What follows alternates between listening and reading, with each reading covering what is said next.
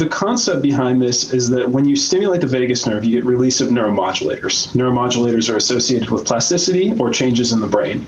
And so the way we use vagus nerve stimulation, others have used this as well, is to deliver the stimulation when a patient is doing rehab. So the idea is that when a patient is moving their arm or something during rehab, there are neurons that are activated that are driving the movement of their arm, and those are the ones we want to strengthen.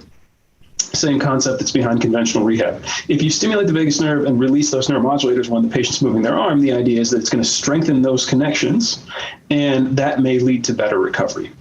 So where we are on this as a field is that we've been working on development of this, and this is actually my main role in this was working on the preclinical development or the animal model testing of this. And so that's been going on for about 8 years now, and that has actually just come to completion with a group led by Jesse Dawson.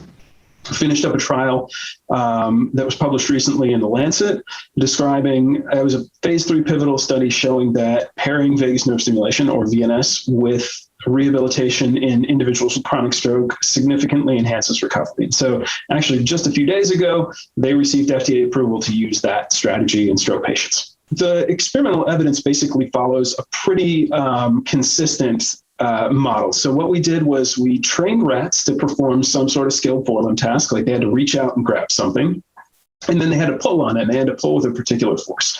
We trained them on this task, and then we would induce a model of stroke, which basically restricted blood flow to the cortex and caused impairments that are consistent with what stroke patients see. So like loss of motor control and weakness. Then what we did was we trained those rats on that same task for an additional several weeks. So they got intensive task-specific rehabilitation. And what we saw was that half the animals did just the training, and half the animals got a short half-second burst of vagus nerve stimulation when they were moving their arm during the therapy. And what we saw was that in animals who did just the training without the stimulation, they showed a significant benefit, but they were still significantly impaired from where they were before the injury. So this is consistent with the notion that if you get intensive task-specific rehab, you'll get some benefits. But of course, most people still have lingering deficits even after that. But what we saw was that in the rats that got this closed loop short burst of VNS paired with arm movements is that they recovered significantly better. They were indistinguishable from their pre-therapy levels. So they were, to the extent that we could tell, the rats were fully recovered.